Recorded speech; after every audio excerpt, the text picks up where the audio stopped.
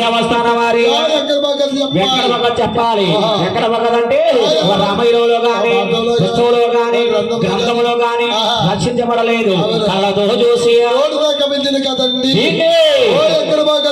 వెళ్ళవారి కదంటారు ఎక్కడ బాబు కదంటారు బాబురే బాబుల శ్రీరామ రామ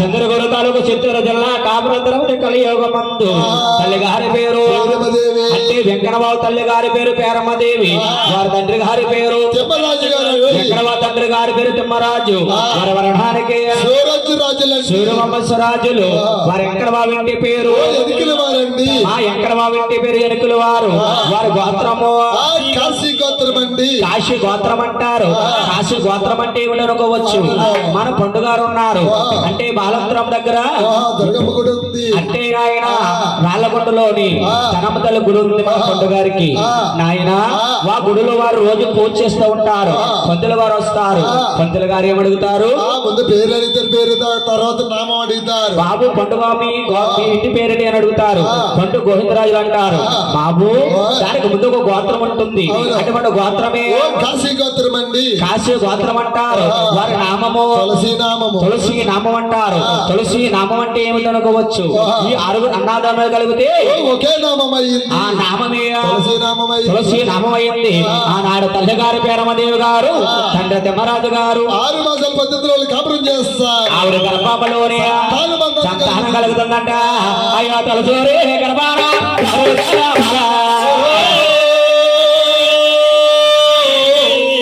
కదల్లా గోయం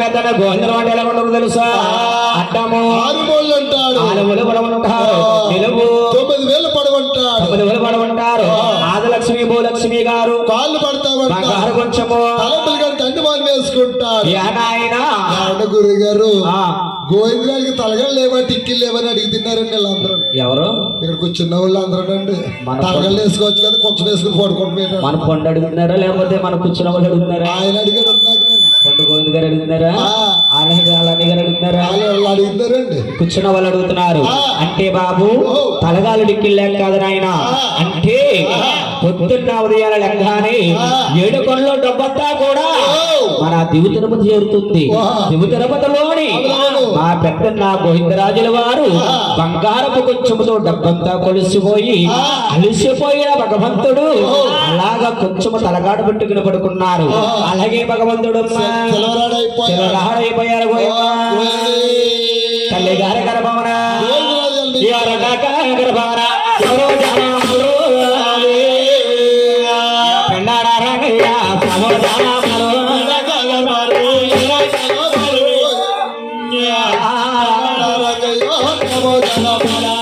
పెండాడంటే ఎక్కడ ఉందరా జిల్లాలో ఉందండి శ్రీకాకుళం జిల్లా దగ్గర ఉంది పెండాడంటే వైజాగ్కి 120 కిలోమీటర్ దూరంలో ఉన్నది పెండాడనే గ్రామము పెండాడనే గ్రామమందున భగవంతుడు వెళ్తుంటారు తల్లి గారి గర్భములో 2 అన్నాదాలు జన్మించారు అబ్బాయి ఒరే మూడో గర్భమున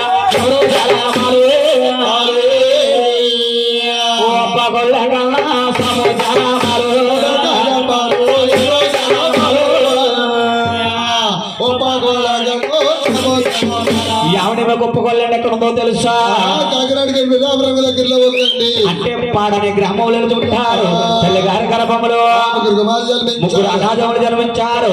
అబ్బాయి ఒరే ఒరే నలుగొక గర్భములు సరోజన బలము.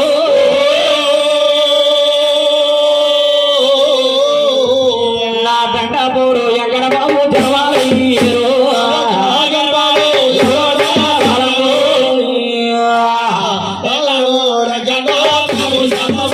ఎవడి మీకు అసలు బెండపడిన గ్రామం అంటే ఎక్కడ ఉందో తెలుసయ్యా అన్నవరం సత్యనారాయణ ముందు గుడికి వెళ్తుంటే ఎడచేవారు ఉంటాడు. అన్నవరం సత్యనారాయణ స్వామి దేవస్థానానికి వెళ్తుంటే ఎడచేవారు ఉంటాడు. ఎడమ చెయ్య బాగా ఉంటుంది, వస్తుంటే ఎడచేవారు వస్తాడు. కుడు చేయి బాగా ఉంటుంది. ఈ ఎండబడి దేవుని ఎవరికి కొలుస్తారు? డబ్బున్న వరకు వస్తారండి. డబ్బున్న వారు కొలుస్తారు. ఆయన నువ్వు డబ్బు దేవుడు అయ్యా, నువ్వు దడ్డ దేవుడు, నువ్వు డబ్బున్న వారే గొప్ప దేవుడు.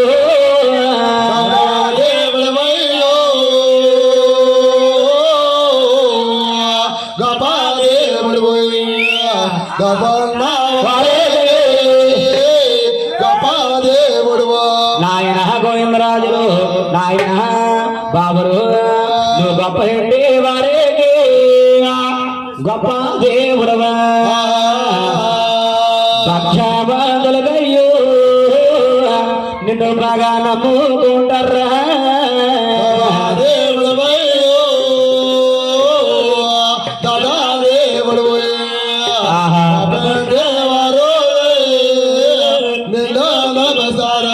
బెండపూడి దేవుని ఎక్కువ డబ్బున్న వారు కొలుస్తారమ్మా.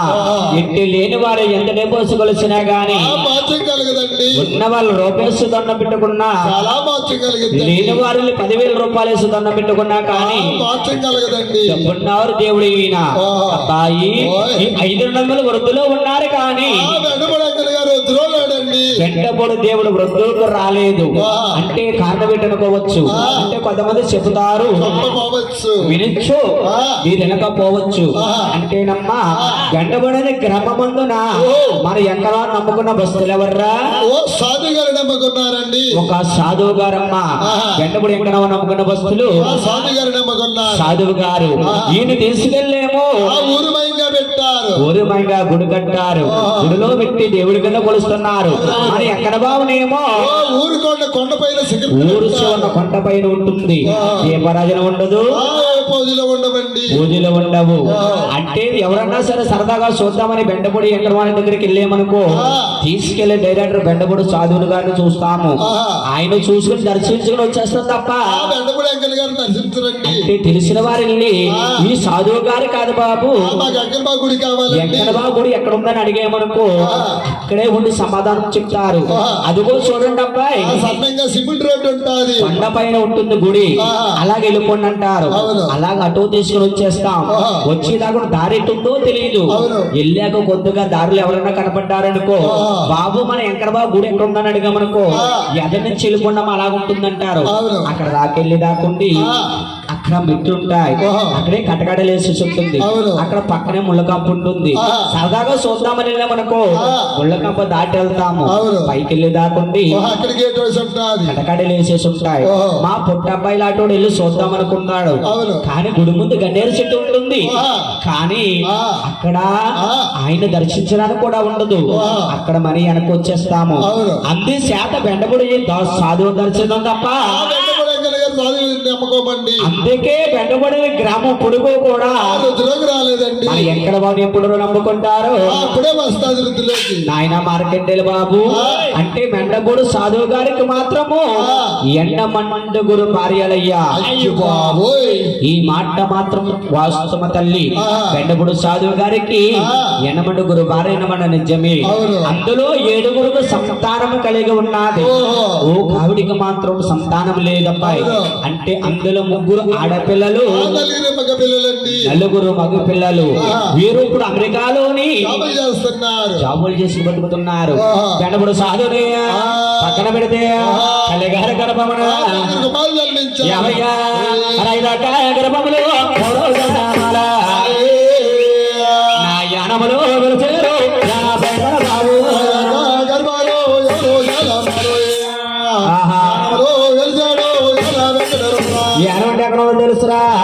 అక్కడ దగ్గరలో ఉందండి. దగ్గరలో ఉంది.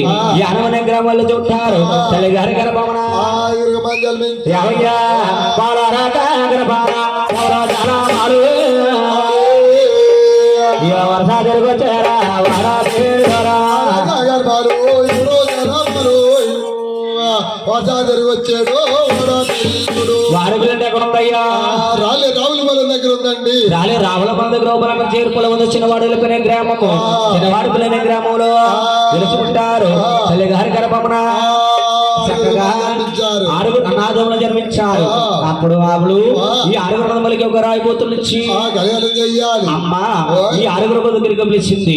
ఆయన గోవిందరాజు ముందు ముందు కళ్యాణం పుడుతుంది. కళ్యాణంలో నర్లు పుడతారు. నర్లందరూ పూజించాలి, పూజించాలి, ఏముండాలి అదంతా మీ ఆరుగురు మొదలవ్వాలి. ఉపాసం ఉంటారిరా ఓ పసుమమ్మ పొద్దు నుంచి ఉండలో గంట ఉంటే సరిపోతుంది. ఓయ్ పొద్దు గంట కాదు, పొద్దున్న సాయంత్రం వరకు కడిగిన మంచినీళ్ళు కూడా తాకూడదురా. ఏమి తాకూడదు తినకూడదురా తాకూడదా అసలా. అవి బాబాయ్ అందరూ ఉంటారంటవా? వాళ్ళంతా ఉంటేనే ఉంటావు ఉండవా? వాళ్ళందరూ ఉంటే నేను ఉంటాను లేదా పక్కన బాబు. అలాగాని కార్తీక శుద్ధ ఏకాదశి నాడు తల్లి గారు ఉపాసం పెట్టింది. పొద్దున 6 గంటలు పెట్టింది, 6 పెట్టి 9 అయిపోయింది, 9 పెట్టి 9 పెట్టి 4 అయిపోయింది, 4 గంటలకు 80 ఆకలేసేస్తుంది. ఈ పూజలు ఏమిటి, ఈ దేవులు ఏమిటి, ఇష్టాలు ఏంటి? కొడుకుడు ఉపాసం ఉండమన్నారా? దేవుడు లేడు అన్నా వీళ్ళంటే ఉన్నారు గాని కాదు. వంటింట్లోకి వెళ్ళి గుట్టి మీద ఉన్న ప్రసాదం తీసుకుని వచ్చేది లేట్ అయిపోతుంది. మా తల్లి గారి పేరమ్మదేవి వంటింట్లో ఉన్నది. చల్లిదానం తీసుకుని వచ్చేది లేట్ అయిపోతుందని 2 జల్లులో భోజనం చేస్తున్నారు. తల్లి గారి పేరమ్మదేవి చూసింది. ఒరే కుమారా నువ్వు ముసలో ఉంటావు, వంశానికి వంశంలో గాని ఉండదు అక్కడ కాదు. పెంపించింది. యానవులు ఎవరికి కొలుస్తారా? అందరూ కూడా క్షత్రియ కొలుస్తుంటారు. అంటే వారినే పల్లీలు అంటారు, వారిని మరకలు అంటారు, వారినే వడ్డీలు అంటారు, వారిని 4 రకాలుగా పిలుస్తారు. తల్లి గారి పేట మీద ఉంటుంది. ఒరే కుమారా నా మాట గురించా తప్పుడు పని చేసా ఇక దవన కనబడుతున్నారు. ఇక తల్లి వాళ్ళు లేవా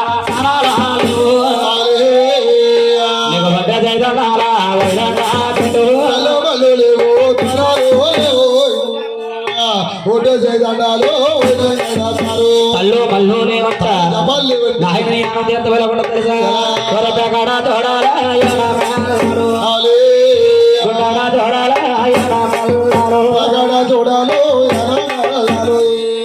గుండా చూడాలో అనుకోవచ్చమ్మా.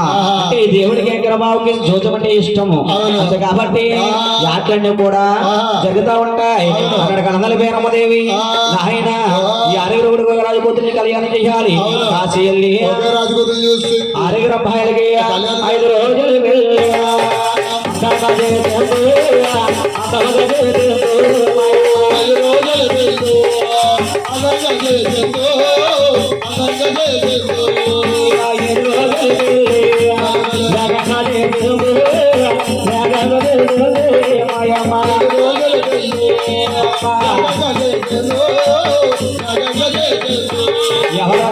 చెప్పండి ఎవరు వారు తల్లి గారి బెహం తెలవంగా 2 పదనల్లో నేలారేపోదు